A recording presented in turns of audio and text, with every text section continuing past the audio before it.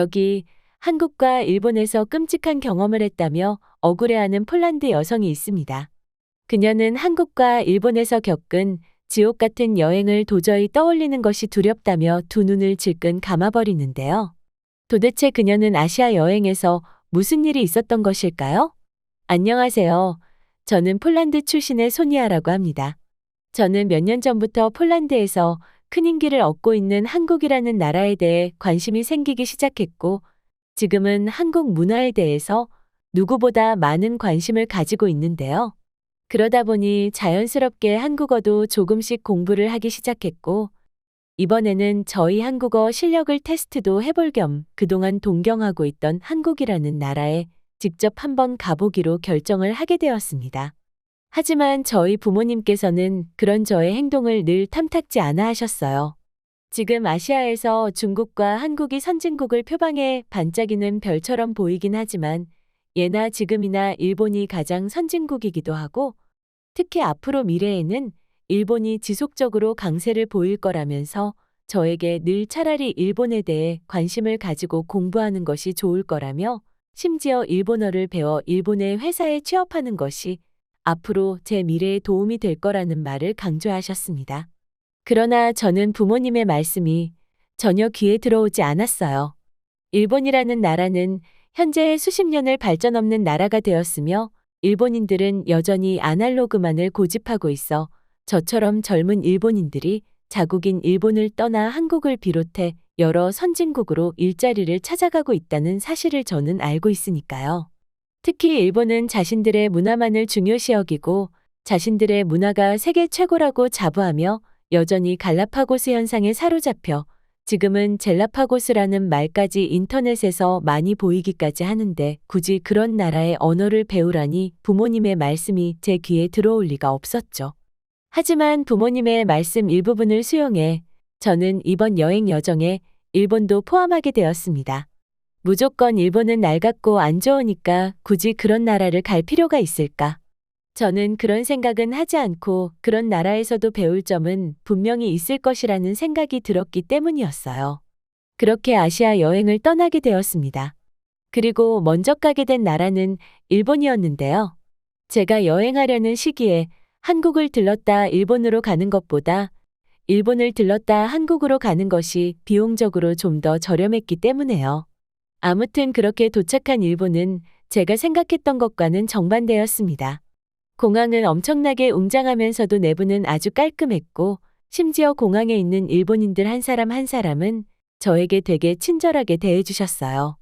아무래도 제가 일본은 낡았으니까 후진국일 것 같다는 그런 편견에 사로잡혀 있었던 것 같은데, 공항에 도착해보니 왜 부모님께서 저에게 일본으로 가보는 것을 권하셨는지 알 것만 같았습니다.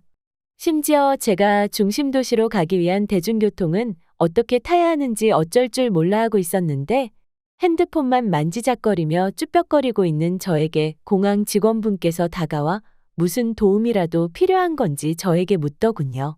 저는 그 모습 하나에 제가 이전에 가졌던 편견을 떨쳐낼 수 있었습니다. 공항 직원분의 도움을 받은 저는 어려움 없이 지하철을 타고 중심 도시로 이동할 수 있었고, 뭔가 제가 계획했던 대로 착착 진행되는 것 같아 기분이 너무나도 좋았습니다. 하지만 호텔에 도착해 체크인을 하던 중 인상 찌푸려지는 일을 겪게 되었는데요.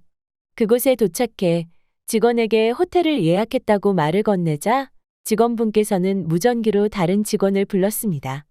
이후 영어를 할 수 있는 다른 일본인 직원이 오시더군요. 도착한 직원분께서는 저에게 일본어를 할 줄 아냐고 영어로 묻더군요. 그래서 저는 영어가 어렵고 불편한가 싶어 번역기를 통해서 숙박 예약을 했다는 말을 전했습니다. 그런데 처음 저를 응대해 주었던 직원분께서 갑자기 영어를 하시더군요. 그 직원은 굉장히 친절하게 일본어를 할 수 없으면 문제 대응이 어렵기 때문에 숙박을 할 수 없습니다라는 말을 제게 건넸습니다. 무슨 허무맹랑한 소리인가 싶었죠. 저는 이 호텔을 예약했는데 그게 무슨 말씀이죠? 그리고 문제가 생기면 지금처럼 번역기를 쓰면 되지 않냐고 되물었습니다. 하지만 직원은 아무런 답변을 하지 않고 한숨을 내쉬더니 갑자기 다른 직원을 또 부르더군요. 그때 책임자로 보이는 직급 높은 다른 직원분이 오시더군요. 그리고 대뜸 저에게 일본 목욕탕을 써본 적은 있나요? 일본 풍습에 대해서는 아시나요? 라고 물으셨습니다. 저는 일본은 처음이라고 대답하자 직원분께서는 일본어와 풍습을 모르면 이용할 수 없습니다라면서 아주 단호하게 칼같이 거절하더군요. 저는 앱을 통해서 예약을 했고 컨펌 메일도 확실히 받았는데 이제 와서 안 된다고 하면 어떡하죠? 처음부터 예약을 받지 말던가 주의사항을 써놓으셨어야 하는 거 아닌가요? 정말 안 된다면 사전에 고지하지 않은 당신들의 잘못이니 전액 환불을 해주고 다른 호텔을 알아봐 주세요라고 강하게 나갔습니다. 그러나 전혀 말이 통하지 않더군요. 당일 취소이기 때문에 전액 환불은 안 된다. 대신 50%만 환불을 해줄 테니 이곳을 떠나라고 하는 거 있죠? 그러면서 저를 호텔 문 밖으로 내몰더군요. 일본에 입국해 이곳에 올 때까지 행복했던 저는 온데간데 없고 일본에 대한 실망만 남았고 당장 떠나고 싶어졌습니다. 하지만 당장 어떻게 할 방법이 없었기 때문에 급하게 인근에 있는 다른 호텔을 예약하고 그곳에 하루 머물면서 잠시 마음을 가다듬었어요. 다음 날이 되어 지난 날은 잊자 생각하고 일본에서 며칠을 더 머물기로 하며 먼저 식사부터 하기 위해 근처에 있는 라멘 가게를 방문했습니다. 음식점 내부는 굉장히 청결해 보였으며 직원분들 역시 매우 친절했습니다. 덕분에 어제 있었던 일은 음식을 먹는 동안은 잊게 되더군요. 하지만 음식을 다 먹은 다음 음식값을 지불하려고 했는데 뭔가 이상했습니다. 메뉴판에 있는 음식 가격만큼 돈을 꺼내어 직원에게 지불했는데 가게 직원은 금액이 잘못됐다면서 저에게 돈을 더 요구하더군요. 제가 먹은 라멘 한 그릇은 1,000엔이었고 토핑을 추가해 총 1,200엔이었는데 직원분께서는 2,400엔을 달라고 하더라고요. 그래서 메뉴판을 보여주면서 번역기를 통해 분명 메뉴판에 적힌 대로 지불했는데 무엇이 문제냐고 물었더니 메뉴판을 수정하지 못해 죄송합니다. 해당 메뉴판이 오래되었고 최근 재료값이 인상되어 부득이하게 라멘값이 2,000엔으로 올랐어요. 죄송하지만 1,000엔을 더 지불해 주셔야 합니다라고 하더군요. 음식도 맛있었고 직원도 이렇게 친절하게 말하니 그게 맞는 건 줄 알고 저는 3,000엔을 지불했고 나머지 600엔을 거스름돈으로 받았습니다. 하지만 옆에 다른 일본인 손님이 있었는데 일본인 손님은 저와 같은 음식을 주문했고 다 먹은 다음 음식값을 지불하는데 1,000엔만 지불하는 거 아니겠어요? 무슨 허무맹랑한 일이냐며 당장 직원에게 따졌는데 아까 그 친절했던 직원은 온데간데 없고 갑자기 표정을 싹 바꾸더니 너 같은 녀석한테 음식을 내어준 것조차 수치스러우니 다 먹었으면 당장 나가라고 저에게 막 쏘아붙이더군요. 심지어 가게 안에 있던 손님들 대부분이 저에게 무서운 눈초리를 보내더라고요. 그 모습에 기가 확 죽어 그대로 도망쳐 나와버리고야 말았습니다. 그리고 그때 그 친절했던 일본인 직원의 돌변한 표정은 너무너무 무서웠고 일본 사람들 모두가 언제든지 제 등에 칼을 꽂을 수 있겠다라는 생각에 두려움이 생겨버려 저는 그날은 호텔에서 머물며 일본에서의 여행을 마무리하고 급하게 한국행 비행기 티켓을 구매해 도망치듯 한국으로 떠나왔습니다. 그렇게 한국에 도착해 얼마 지나지 않아 저는 마음을 추스릴 수 있었는데요. 일본에서 입국 심사를 받을 때 저는 무려 1시간이나 기다려야만 했습니다. 하지만 한국에서는 20분도 안 걸려 입국 심사를 마칠 수 있었고 마지막 입국 심사대 직원분께서는 저에게 한국에 온 것을 진심으로 환영합니다라는 말을 해주셨는데 저는 그 말 한마디에 일본에서의 일이 스쳐 지나가면서 눈물이 흐르더군요. 아무튼 입국 심사를 거치고 난 후 저는 한국의 인천공항이 왜 세계적으로 인정받는지 알겠더군요. 특히나 인천공항은 폴란드나 일본과 달리 자연스럽게 무료 와이파이가 연결이 되었습니다. 뿐만 아니라 공항을 구경하던 중 충격적인 모습을 목격하게 되었는데 바로 무선 충전 테이블이었어요. 저는 우연히 테이블 위에 핸드폰을 내려놓았는데 갑작스레 제 휴대폰에 충전 표식이 뜨는 것을 보고 상당히 놀라웠습니다. 그런데 알고 봤더니 한국에는 이런 무선 충전 테이블뿐만 아니라 스마트폰 시대로 시대가 변화함에 따라 사람들의 편의를 위해 도시 곳곳에 스마트폰을 충전할 수 있는 시스템은 흔하게 볼 수 있더군요. 그리고 저는 일본에서 그랬던 것처럼 한국 공항에서 똑같이 지하철을 타고 서울의 중심 도시로 이동하게 되었는데요. 한국의 공항은 외국인이라 하더라도 전혀 어렵지 않게 지하철역을 비롯해 공항 밖으로 쉽게 빠져나갈 수 있도록 안내 표지판이 곳곳에 부착되어 있었으며 심지어 한국어뿐만 아니라 영어로까지 표시되어 있어 아무 문제 없이 너무 편하게 지하철을 탈 수 있었습니다. 그렇게 지하철을 타고 서울의 중심 도시로 이동하는데 퇴근 시간이라 그런지 사람이 너무나도 북적였는데 그때 이상하게 한국인들이 하는 한 장면에 집중되었는데 한국인들은 정말 희한하게도 핸드폰의 양끝을 자주 누르는 이상한 습관이 있었는데요. 처음 그 장면을 목격했을 때는 스마트폰 게임을 즐기는 건가 싶었지만 대부분의 사람들은 게임도 게임이지만 지하철에서 자신이 보고 싶은 드라마나 영화를 보는 것이 하나의 습관이었고 스마트폰 양끝을 계속해서 클릭했던 이유는 자신이 보고 싶은 장면을 빨리 보기 위해 화면을 넘기는 것이었고 그게 아니라면 놓친 장면을 다시 보기 위해 뒤로 가는 버튼을 누르고 있었던 것입니다. 한국의 IT 및 생활 인프라 시설이 굉장히 잘 갖춰져 있다는 건 익히 들어 알고 있었지만 지하철에서까지 이렇게 인터넷이 끊김없이 잘 작동되는 모습에 저는 그만 충격을 받을 수밖에 없었죠.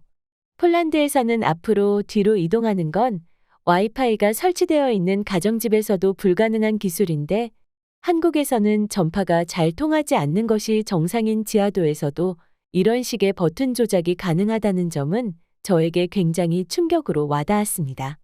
그렇게 충격에 휩싸여 있을 때 어느덧 저는 목적지에 도착할 수 있었고 예약한 호텔에 체크인을 하고는 휴식을 취하고 다음 날 오전 본격적으로 한국 여행을 시작했는데요. 그날 역시 전날 그랬던 것처럼 저는 지하철을 타고 이동을 하는데 그때 벽면에 붙어 있는 지하철 노선도를 보게 됐는데 굉장히 복잡해 보였지만 보이는 것과 달리 상세히 들여다보니 굉장히 간결했고 지하철만 타더라도 서울 저역을 비롯해 서울 근교까지 아주 쉽고 편안하게 심지어 아주 저렴한 값으로 여행을 다닐 수 있다는 사실을 알고 한국이라는 나라가 굉장히 부럽게 느껴지더군요. 그러다 어느덧 목적지에 도착해 도심을 걸었는데 한국이 어떻게 이처럼 인프라 시설이 잘 갖춰져 있는지 알게 되는 모습이 눈에 들어왔는데 그건 바로 길거리에 있는 한 미용실을 지날 때였습니다. 동네 어디서나 있을 법한 미용실이었는데 세탁한 수건을 가게 외부에 말리고 있더군요. 수건은 정말 흔하고 저렴하기 때문이라고 생각할 수도 있었지만 무엇보다 아무렇지 않게 야외에서 말릴 수 있다는 것 자체가 너무너무 놀라웠습니다. 아마 폴란드였다면 누가 먼저라고 할 것 없이 들고 도망가 버렸을 텐데 말이죠. 게다가 이런 한국인들의 놀라운 시민의식은 계속해서 보였는데 원래 제가 알아뒀던 맛집을 찾아온 저였지만 하필이면 그날 음식점 휴무날이어서 저는 어쩔 수 없이 인근에 있는 맥도날드를 방문해 햄버거를 주문했습니다. 맥도날드는 세계 어디에나 있고 나라별로 맛도 다르지 않으니 저는 가장 무난한 맥도날드를 찾았던 것이죠.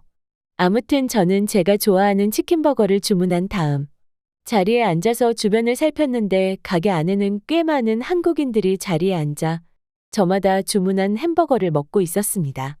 저 또한 제가 주문한 햄버거를 가져와 자리에 앉아 햄버거를 먹었는데 먹다 보니 한국인들의 놀라운 행동이 눈에 들어오더군요. 한국인들은 햄버거를 다 먹은 다음 자리에서 일어날 때 가져온 쟁반을 통째로 그대로 들고 일어나더군요. 그러면서 너무나 자연스럽게 일반 쓰레기, 플라스틱 컵, 빨대, 뚜껑까지 하나하나 분리수거를 하는 거 있죠? 심지어 분리수거를 한 다음 다시 돌아와 자신이 사용한 테이블에 뭐가 떨어진 건 없는지 양념이 묻어 있으면 티슈로 깔끔하게 닦고 가더군요. 보통 폴란드를 비롯해 몇 번 다녀본 유럽의 다른 여행지에서 맥도날드를 방문했을 때 자리에는 사람들은 먹은 음식과 쓰레기를 자리에 그대로 두고 가는 것이 보편적이고 그런 쓰레기는 직원이 치우는 것을 당연하다고 여기는데 한국은 그런 유럽과는 완전히 딴판인 모습에 당황스럽기까지 하더군요. 그 모습을 보고 있으니까 한국의 여러 선진 인프라 시설들이 계속해서 발전할 수 있었던 이유에 대해서 깨닫게 되었습니다. 제가 내린 결론은 한국인들의 시민의식이 상당히 높고 이렇게 완벽하기 때문에 이런 시스템, 시설들이 몇 년이 지나도 안전하게 잘 유지가 되고 그렇기 때문에 한국에서는 더 나은 시스템들을 계속 생각하는 것이고 그 결과 전쟁이 끝난 후 고작 몇십 년 만에 이런 대단한 선진국의 나라가 된 것이었습니다. 한국에 온 지 고작 이틀 만에 수십 번의 놀라움을 겪었지만 정작 놀라웠던 최고의 경험은 따로 있었습니다. 그건 바로 한국의 전통시장을 방문했을 때였는데요. 저는 전통시장을 방문해 부모님께 드리기 위한 선물도 구입하고 가볍게 주전부리도 했는데 그때 저는 환전해온 한국 지폐를 사용했는데 폴란드로 돌아갈 때 부모님께 선물로 드리기 위해 저는 명란젓을 구입했는데 그때 금액이 9,900원이어서 만 원을 낸 저는 100원을 돌려받았습니다. 그런데 분명 한국 동전이 하나여야 정상인데 이상하게 100원 동전이 7개가 있는 거 아니겠어요? 이번 여행에 저는 현금을 사용한 건 고작 2번밖에 없었기 때문에 저는 당황할 수밖에 없었습니다. 잠시 후 저는 소름이 끼치기 시작했는데 그건 바로 일본의 악몽이 아직 끝나지 않았기 때문입니다. 생각을 해봤더니 제가 가지고 있던 600원은 바로 일본에서 라멘 가게에서 거슬러 받은 돈이었습니다. 그 악랄한 일본인들이 어수룩한 외국인이라 생각하고 거슬러줘야 할 600엔이 아닌 한국 돈 600원을 제게 준 것입니다. 덕분에 저는 6,000원을 땅에 내다 버린 꼴이 돼버린 것이죠. 이 사실을 폴란드로 돌아와 부모님께 전하니 그토록 일본 하시던 부모님께서 당황하셨고 급기야 세상에 무슨 그런 사기꾼들이 있냐며 엄청 화를 내시더군요. 하지만 저는 폴란드로 돌아와 며칠을 지내다 보니 인생 최악의 경험이었던 일본에서의 기억은 서서히 잊혀져 가면서 일본도 그렇고 폴란드도 그렇고 한국과 비교했을 때 시민의식이 얼마나 후진국인지 또 시스템적으로 얼마나 낡고 후진국인지 뼈저리게 느끼며 하루에도 몇 번씩 한국으로 돌아가고 싶다는 생각이 문득문득 드네요. 한국에서의 작고 소중했던 경험은 아마도 평생 잊지 못할 좋은 추억이 될 것만 같습니다. 오늘 준비한 사연은 여기까지입니다.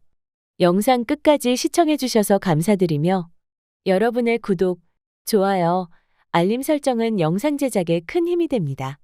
다음 더 재미있는 사연으로 찾아오겠습니다.